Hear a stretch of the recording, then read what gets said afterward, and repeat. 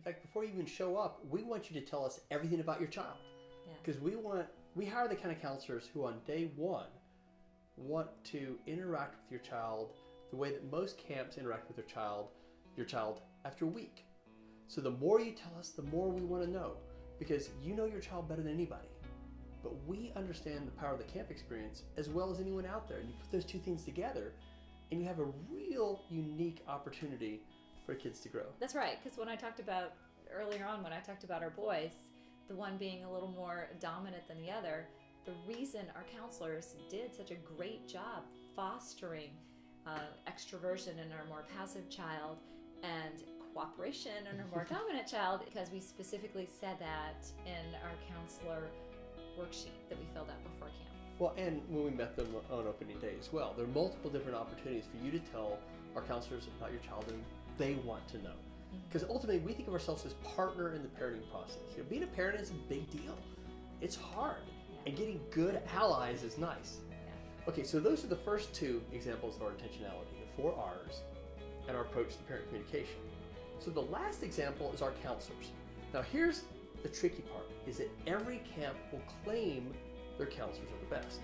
And there's no independent way you can prove that to be true or not true. There's not a AP poll of who the screenwriters or the coaches believe are the best counselors out there.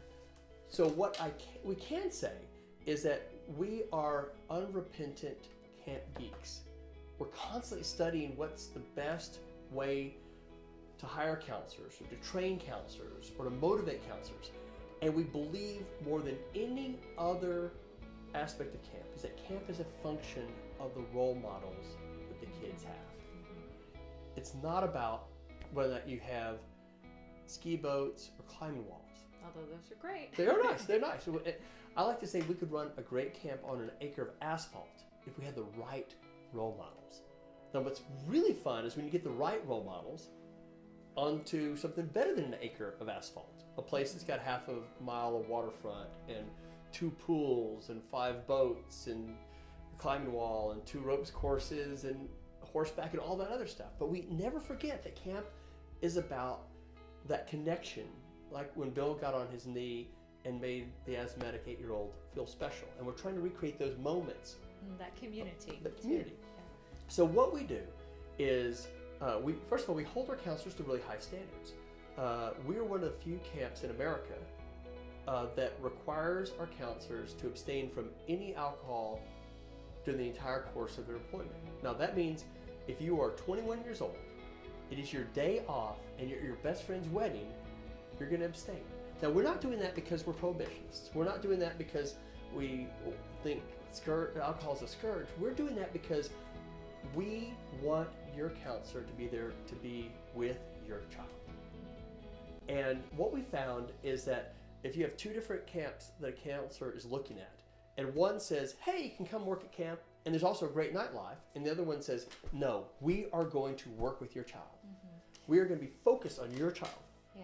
And we're not going to drink, and we're going to hold ourselves to different standards. The real superstars want that second option. They want to be part of a community that is focused and committed and passionate.